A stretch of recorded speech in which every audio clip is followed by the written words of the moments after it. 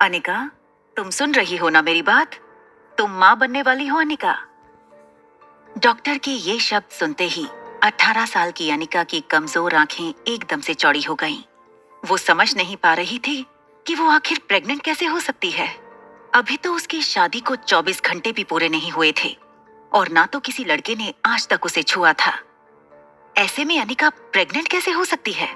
जितनी शॉक्ड अनिका थी, उतने ही शॉक्ड उसके पापा भी थे, जो वहीं डॉक्टर की कैबिन में खड़े मानो आने वाले तूफान को भांप रहे थे। तभी डॉक्टर ने गौतम से कहा, देखिए मिस्टर गौतम गुलेरिया, मैं समझ सकती हूँ कि आप दोनों इस वक्त बहुत परेशान होंगे, मगर आप लोग कोई भी फैसला लें उसके पहले मैं एक बात बता दूं कि प्रेगनेंसी 4 महीने पार हो चुकी है। So abortion is out of question. Anika को लग रहा था कि हो ना हो डॉक्टर से जरूर कोई गलती हुई होगी, इसलिए नर्स के सहारे खड़े होते हुए कमजोर अनिका ने थोड़ी ताकत जुटाकर डॉक्टर को डांट दिया। ये आप क्या कह रही हैं? ये नामुमकिन है। लेकिन डॉक्टर कुछ बोले उसके पहले ही गौतम गुस्से से तिलमिलाकर अनिका के पास आए और उसे जोर से थप्पड़ मार दिया। इसका जवाब डॉक्टर को नहीं, तुम्हें देना है बेशरम। अक्सर कार की बैक सीट पर बैठने वाले गौतम आज अनिका को पीछे बैठाकर खुद ड्राइवर के साथ वाली सीट पर बैठ गए थे, मानो ऐसा करके वो अनिका को अपनी नाराजगी जता रहे हों।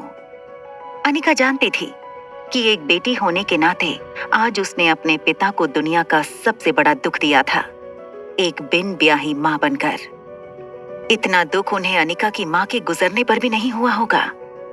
लेकिन ये सब जानते हुए भी अनिका फिलहाल कुछ भी करने के लिए फिजिकली या मेंटली सक्षम नहीं थी।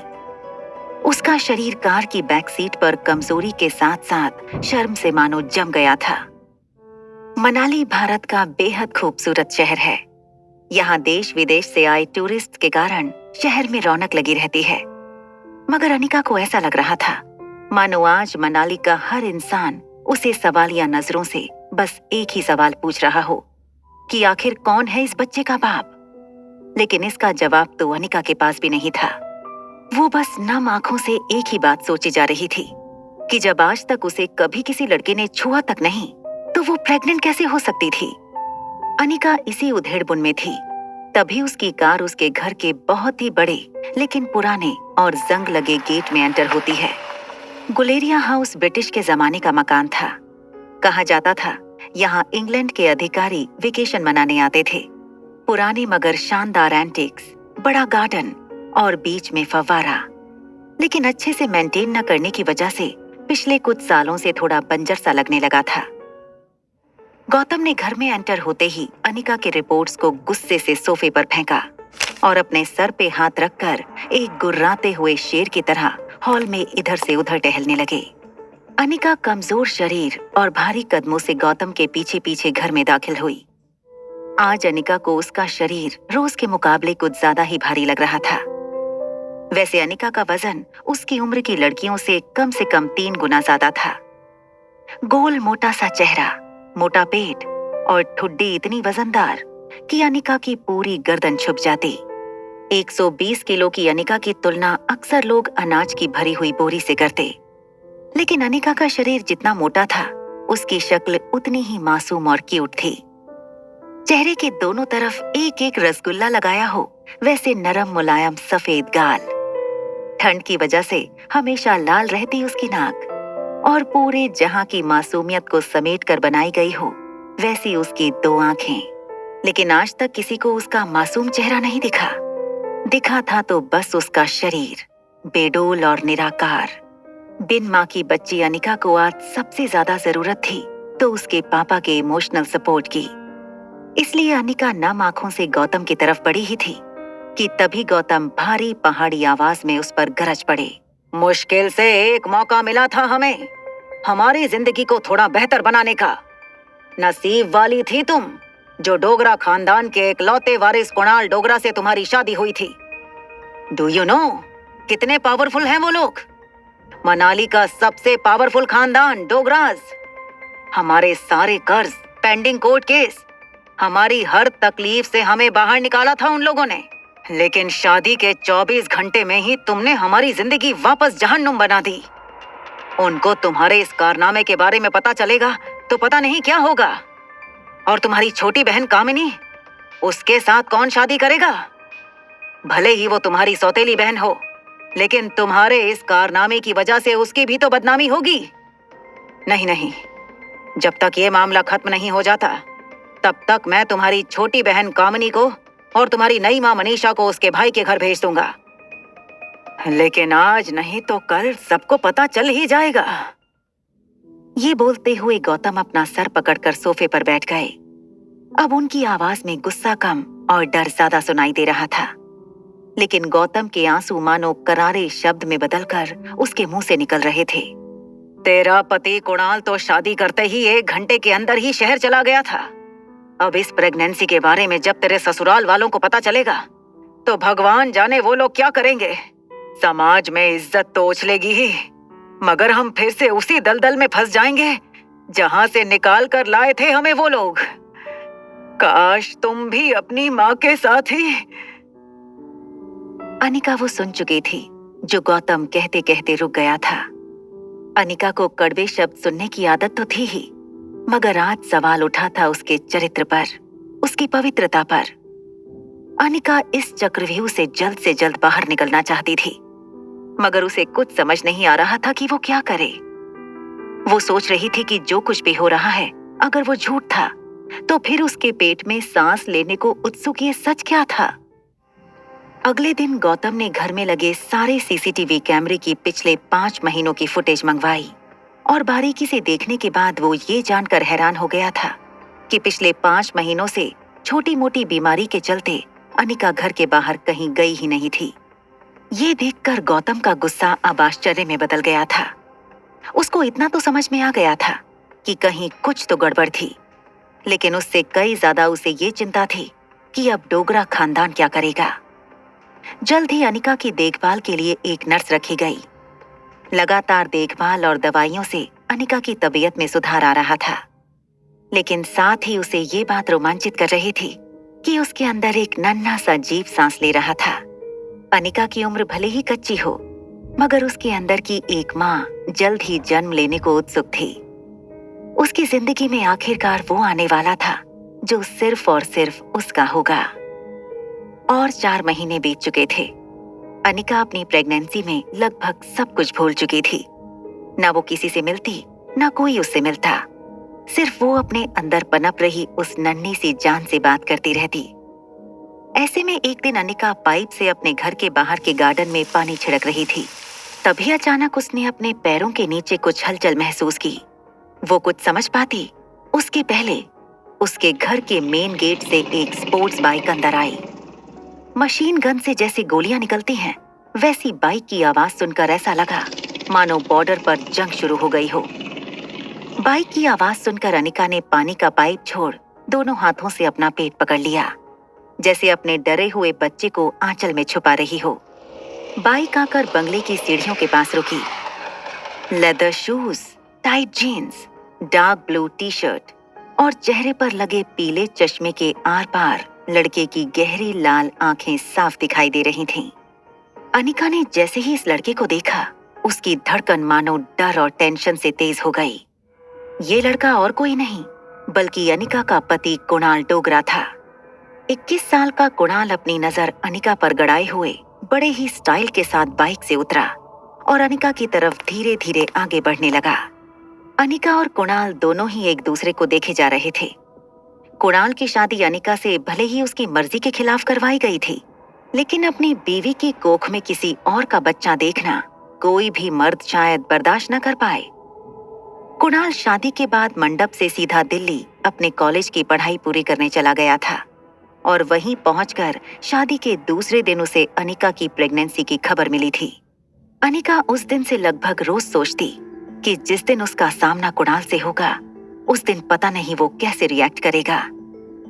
आज जब कुणाल उसके सामने आ रहा था, तब पता नहीं क्यों निर्दोष होने के बावजूद डर और शर्म के मारे अनिका को एक अजीब सी बेचैनी महसूस होने लगी थी।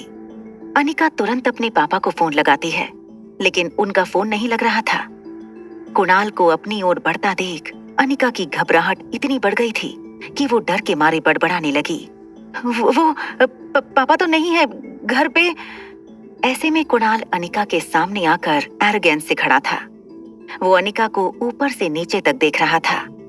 सूजा हुआ चेहरा, 8 महीने की प्रेगनेंसी वाला मोटा पेट, गद्दी जैसे मोटे हाथ और पांव। प्रेगनेंसी की वजह से अनिका पहले से भी ज्यादा मोटी नजर आ रही थी। अनिका को देखकर कुणाल ने अपने होठों को दबाया और एक गहरी सांस लेकर जोर से जमीन पर थूक दिया। ये देखते ही अनिका की कमजोरी मानो अचानक से वापस आ गई हो।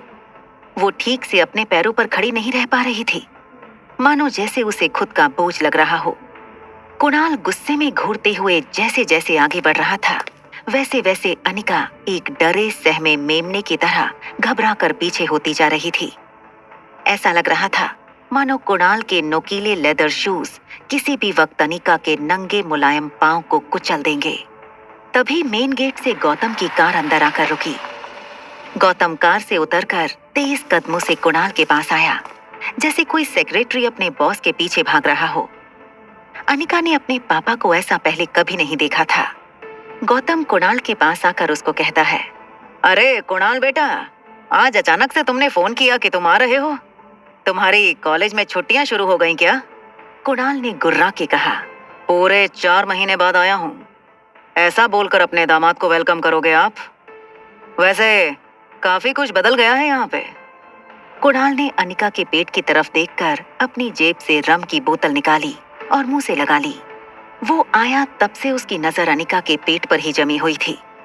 माहौल को थोड़ा ठीक करने के लिए गौतम ने कुणाल से कहा, आओ कुणाल बेटा, अंदर चलकर बात करते हैं। लेकिन गौतम की बात को अनसुना करते हुए और रम के घूंट लेते हुए कुणाल अनिका के पेट को घूरता रहा।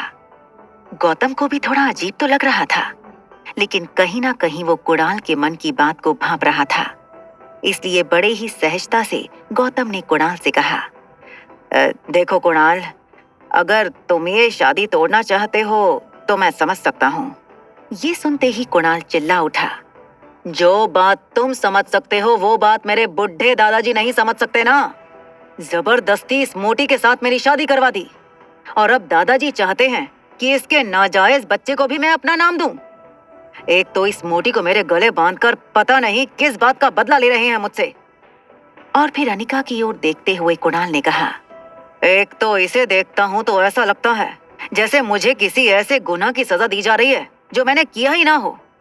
शादी के मंडप से तुरंत इसीलिए भागा था मैं, ताकि मुझे इसके साथ एक पल भी ना रहना पड़े। बोलते बोलते कुणाल की सांसें फूलने लगी थीं, जैसे कि वो महीनों से अपने अंदर भरी हुई भड़ास निकाल रहा हो। अनिका और गौतम दोनों ही कुणाल की बात सुनकर ऐसा महसूस कर रहे थे जैसे अभी के अभी ये धरती फट जाए और दोनों बाप बेटी उसके अंदर समा जाएं। कुणाल का आक्रोश अपनी चरम सीमा पर था। अब भी कोई कसर बाकी रह गई हो, वैसे उसने अनिका की तरफ इशारा करते हुए आगे कहा, देखो इस बेशरम लड़की को, शादी के फेरे लेते वक्त पेट में किसी और का बच्चा लिए घूम रही थी और इतना होने के बाद भी आज मेरे सामने ऐसे बेशर्मों की तरह खड़ी है। क्या लगा तुझे कि मैं तेरे इस बच्चे को मेरा नाम दे दूंगा? कुणाल डोगरा का नाम? पता नहीं किस गटर का कीड़ा है। ये बोलते हुए वो गुस्से में अनिका की तरफ आगे बढ़ता है, मानो जैसे वो गुस्से में पता नहीं अनिका को क्या कर देगा। लेकिन तभी शराब की वजह से कुणाल के पैर लड़खड़ाए और वो अपना बैलेंस खो बैठा। लेकिन तुरंत गौतम ने आगे आकर कुणाल को पकड़कर संभाल लिया। अनिका कुणाल की बातें सुनकर जितना ज्यादा हर्ट थी, उतनी ही ज्यादा गुस्से में भी थी। वो भले ही अपने मोटापे की वजह से ऐसी सब बातें सुनने की आदी थी, मगर अभी उसे इस बात पर कुणाल से ज्यादा खुद पर घिन आ रही थी कि कोई उसके होने वाले बच्चे को गाली दे रहा था और वो मजबूर खड़ी सुन क्यों रही थी। बच्चे का ख्याल आते ही न जाने कैसे अचानक अनिका के अंदर अजीब सी हिम्मत आ गई और बिना कुछ सोचे वो बोल पड़ी, मैं इस शादी को नहीं मानती। ये सुनकर गौतम और कुणाल दोनों शॉक्ड थे।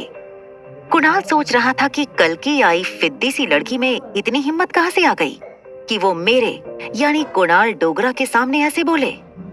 लेकिन इसके पहले कि वो कुछ रिएक्ट कर पाता, गौतम ने बात को संभालते हुए कुणाल से कहा, इस वक्त अनिका की तबीयत ठीक नहीं है, इसलिए तुम उसकी बातों पर ध्यान मत दो। और रहा सवाल बच्चे का, तो उसके पैदा होते ही उसे अनिका से हमेशा के लिए अलग कर दिया जाएगा। मेरा यकीन करो। अपने पापा की ये बात सुनकर अनिका को ऐसा लगा जैसे किसी बड़े से ट्रक ने उसे पीछे से टक्कर दे मारी हो और वो जिंदगी और मौत के बीच जूझ रही हो। टेंशन में अनिका की सांसें फूलने लगीं और एक पल के लिए वो सांस लेना चूक गई। ठीक उसी पल में अचानक से अनिका के पेट में जोर से दर्द शुरू हो गया। दर्द के मारे अनिका एक झटके से अपनी पीठ के बल गिरी और ओझल होती आंखों से उसने देखा कि गौतम दौड़कर उसके पास आ रहा था। गौतम ने हड़बड़ी में फोन करके एम्बुलेंस को बुला लिया था, लेकिन ये सब देखने के बावजूद कुणाल वहीं खड़ा बेशर्म और बेरहम बनकर रम के घूंट मार रहा था, मानो उसे किसी भी चीज से कोई फर्क नहीं पड़ रहा हो। शाम की मध्यम रोशनी अनिका के सामने धुंधली हो रही थी। उसे बस एक छोटी बच्ची की आवाज सुनाई दे रही थी, मम्मी मम्मी उठो ना मम्मी। देखते ही देखते आज 6 साल बीत चुके थे, लेकिन आज भी वही आवाज अनिका के कानों में गूंज रही थी, मम्मी उठो मम्मी, प्लेन लैंड होने वाला है। फ्लाइट के बिजनेस क्लास की आरामदायक सीट पे सोई अनिका की आंखें झटके से खुलीं और सामने थी उसकी 6 साल की बेटी रिया। रिया का मासूम चेहरा और उसकी खूबसूरत कत्थई आंखें देखकर अनिका की जान में जान आई। उसका गुजरा हुआ कल कोई बुरे सपने से कम नहीं था। आज अनिका अपनी बेटी रिया के साथ बेंगलुरु से मनाली 6 साल बाद लौट रही थी। रिया ने अपना गेमिंग टैबलेट माँ के पर्स में रखते हुए बड़े प्यार से अनिका से पूछा, मॉम क्या हम मेरे डैड को ढूंढने मनाली जा रहे हैं? लेकिन अनिका ने बड़े ही सरल तरीके से उसे समझाया, मैंने तुम्हें कितनी बार कहा है, तुम्हारे कोई डैड नहीं है। इस पर रिया जवाब देते हुए कहती है, ओह कम ऑन मॉम, स्कूल में हमें टीचर कहती है कि हर बच्चे के माँ बाप होते हैं। अब मेरे गेमिंग वर्ल्ड के कैरेक्टर्स की तरह मैं किसी दूसरी दुनिया से तो आई नहीं हूँ ना, तो ऑब्वियसली मेरे पापा भी तो होंगे ही, या किसी जादूगर ने मुझे अपनी हैट में से बाहर निकाला है। आब्राकाडाब्रा, रिया बाहर आ जा। रिया की ये बात पर माँ बेटी दोनों ही जोर से हंस पड़े। अपनी हंसी पे काबू पाते हुए रिया ने दूसरा सवाल पूछा, तो क्या हम यहाँ मेरे भाई को ढूंढने आए हैं? रिया का ये सवाल सुनकर अनिका एक गहरी सोच में डूब गई। उसे याद आ गया कि कैसे 6 साल पहले अस्पताल में उसने जुड़वा बच्चों को जन्म दिया था और अनिका के पापा की कद काठी के एक आदमी ने उनके दोनों बच्चों को उससे छीनने की कोशिश की थी। कमजोर अनिका ने बड़ी हिम्मत से उस आदमी का सामना करके रिया को तो बचा लिया था, मगर अफसोस कि वो अपने बेटे को नहीं बचा पाई और वो आदमी उसके बेटे को लेकर भाग निकला था। इस हाथापाई में अनिका को चोट भी लगी थी। चोट इतनी गहरी थी कि उसका बचना लगभग नामुमकिन था और इसी वजह से अनिका की मौसी उसे अपने साथ बेंगलुरु ले गई थी, जहां अनिका का इलाज हुआ था। हालांकि इन 6 सालों में अनिका पूरी तरह से बदल चुकी थी। हार्मोनल इम्बैलेंस की वजह से बढ़ा हुआ उसका शरीर अब एकदम ही नॉर्मल हो चुका था। घने लंबे कमर तक के बाल, काली नुकीली आंखें, गोरे गोरे गाल with a perfect jaw line, गुलाब की पंखुड़ी जैसे नरम होठ और सुराही लंबी गर्दन। शिफॉन की लाल साड़ी में अनिका की कमर ऐसी लग रही थी मानो कोई नदी समंदर से मिलने के लिए करवट ले रही हो। फ्लाइट अटेंडेंट हो या फ्लाइट के अन्य यात्री, सब लोग आते जाते अनिका पे एक नजर जरूर डालते। मासूमियत से सवाल कर रही रिया को ये नहीं पता था कि अनिका के मनाली लौटने का मुख्य कारण ये था कि पिछले 6 सालों में कुणाल के दादाजी किसी भी हालत में अनिका और कुणाल की शादी तोड़ने की मंजूरी नहीं दे रहे थे। लेकिन 6 साल बाद आखिरकार कुणाल की जिद के आगे उन्हें झुकना पड़ा और वो ये शादी तोड़ने के लिए राजी हो गए। मनाली वापस जाकर वो डिवोर्स पेपर पर साइन करने के साथ साथ अपने खोए हुए बेटे को भी ढूंढना चाहती थी। थोड़ी ही देर में फ्लाइट ने लैंड किया। मनाली की जमीन पर कदम रखते ही न जाने क्यों अनिका की बाईं आंख फड़कने लगी। उसे ऐसा लगा कि आगे जरूर कुछ बुरा होने वाला था। वो ये सोचकर लगेज काउंटर की तरफ बढ़ ही रही थी कि तभी उसकी नजर पीछे की तरफ पड़ी, जहां फ्लाइट के सभी यात्री मुस्कुराकर उसी को देखते हुए आगे बढ़े जा रहे थे, मानो सब उसकी खूबसूरती में गुम होकर उसके पीछे पीछे चले आ रहे हों। अनिका थोड़ी कॉन्शियस होकर और रिया को संभालते हुए फटाफट आगे चलने लगी। लगेज काउंटर पर से जैसे ही अनिका अपना लगेज लेने के लिए झुकी, फटाक से 3 लोग और भाग कर आए और उसका लगेज उठाकर अनिका को देने लगे, मानो सब इसी बहाने अनिका से बात करने की कोशिश करना चाहते हो। अनिका चुपचाप अपना लगेज ट्रॉली पर डालकर और रिया का हाथ पकड़कर एयरपोर्ट के बाहर की तरफ निकलने लगी। तभी उसके फोन पर उसके पापा गौतम का फोन आया। अनिका के फोन उठाते ही गौतम ने बिना कोई खैर खबर पूछे अनिका से कहा, कुणाल तुम्हें लेने एयरपोर्ट आ रहा है, उसके साथ सीधे घर आ जाना। यहाँ तुम्हें 2 पेपर साइन करने हैं, एक डिवोर्स पेपर और दूसरे वो। इतना कहकर गौतम अटक गया और फिर कुछ सोचकर उसने आगे कहा, खैर तुम घर आओ, मैं तुम्हें सब बताता हूँ। अनिका ने भी बिना कुछ कहे ही फोन काट दिया। जैसा कि गौतम ने कहा था, कुणाल एयरपोर्ट के बाहर बड़ी ही बेसब्री से अनिका का वेट करते हुए खड़ा था। 6 सालों में कुणाल भी काफी बदल चुका था। अब वो एक स्टूडेंट नहीं बल्कि एक बिजनेसमैन था। डार्क ब्राउन कलर का कड़क सूट, शार्पली कटे हुए और जेल से सेट किए हुए बाल और ट्रिम की हुई दाढ़ी में कुणाल की पर्सनालिटी तो निखर रही थी, मगर उसके तेवर अब भी वही थे, रूड और एरोगेंस से भरपूर। वो तो अनिका का इंतजार भी सिर्फ इसलिए कर रहा था क्योंकि उसे जल्द से जल्द अनिका से मुक्ति चाहिए थी। कुणाल का एक पैर जमीन पर तो दूसरा पैर रेलिंग पर टिकाया हुआ था, जिसे वो कॉन्स्टेंटली हिला रहा था।